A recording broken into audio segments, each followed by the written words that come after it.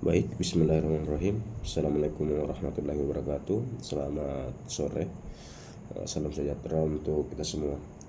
Jadi, perkenalkan, nama saya Anugrah D, mahasiswa aktif jurusan Teknik Informatika dengan NIM 230250505020009. Jadi, tujuan saya membuat video ini guna memenuhi salah satu tugas yang diberikan dari Bapak dosen.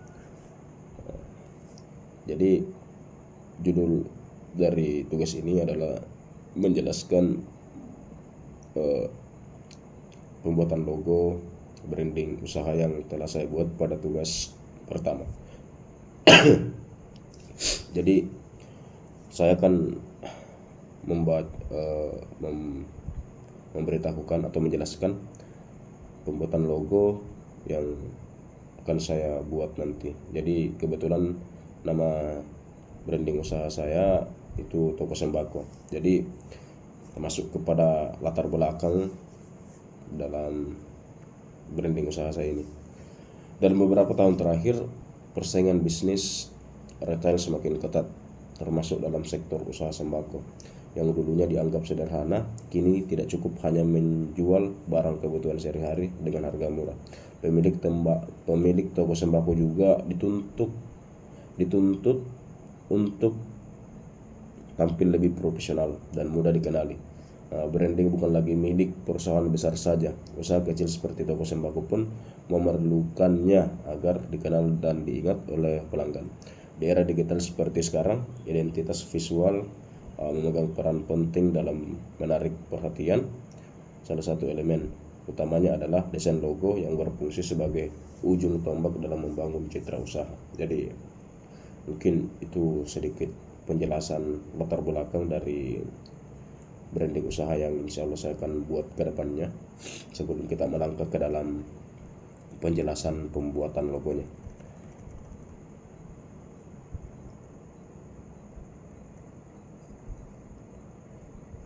Jadi kita masuk ke dalam elemen brandingnya, mungkin mendekati pembuatan logonya. Jadi nama usaha, jadi saya berkreasi, saya membuat nama yang harus mudah diingat, mencerminkan jenis usaha. Jadi nama yang akan saya buat nantinya itu saya akan samakan dengan nama saya sendiri, yakni Anugrah. Jadi orang akan ingat pada saat disebutkan bahwa ini toko sembako Anugrah, dia akan langsung tertuju kepada toko saya. Nah, itu menjadi salah satu kreasi tersendiri dari setiap toko agar memberikan nama yang mudah diingat oleh konsumen atau pelanggan. Logo dan simbol visual. Nah, poin kedua, logo dan simbol visual. Jadi saya akan memberikan logo membentuk perisai. Membentuk perisai yang dimaksud di sini adalah yang berarti ini kuat. Toko sembako saya kuat, jujur dan amanah. Perisai ini melambangkan identitas toko dan karakter toko yang akan selalu menjaga amanah dari konsumen. Kemudian ada warna dan tipografi. Jadi warna yang akan saya pilih nantinya yakni warna hijau. Warna hijau sendiri mengandung beberapa makna, yang salah satunya itu subur dan segar.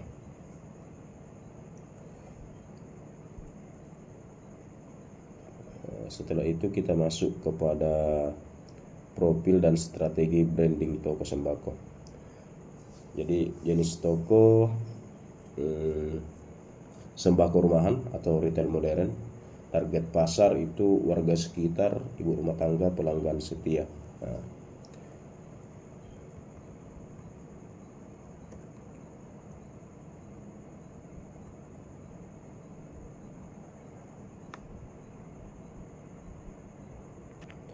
Kemudian visi misi yang terkandung di dalam usaha saya.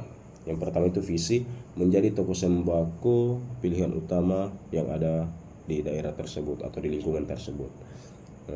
Terus misinya menyediakan kebutuhan sehari-hari dengan harga terjangkau dan pelayanan yang ramah.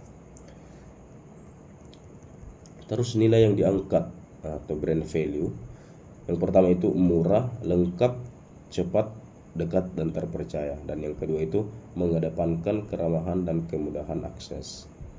Kita masuk ke desain logonya, wajah dari brand.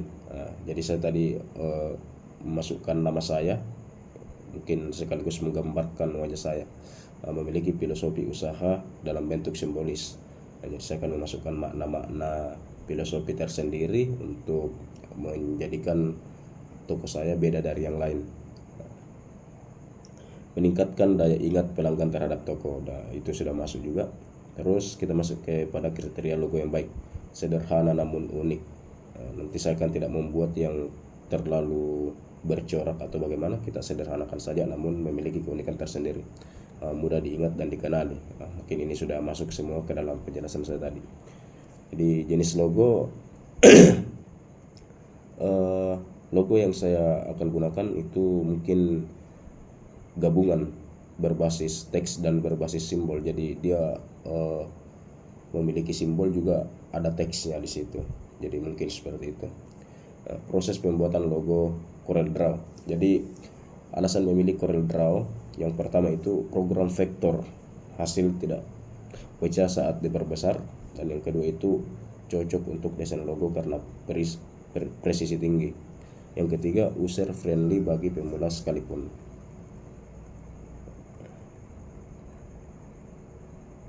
Jadi mungkin itu penjelasan sedikit tentang branding usaha saya atau jenis cara pembuatan logo yang akan saya buat nantinya, filosofi-filosofi yang terkandung di dalamnya, bagaimana bentuknya.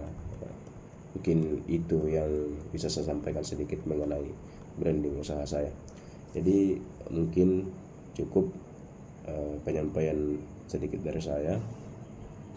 Mudah-mudahan ini bisa cukup, ini bisa menjadi memenuhi tugas yang diberikan oleh Bapak dosen. Sekian dari saya Nugrade pamit undur diri. Sekian, wassalamualaikum warahmatullahi wabarakatuh.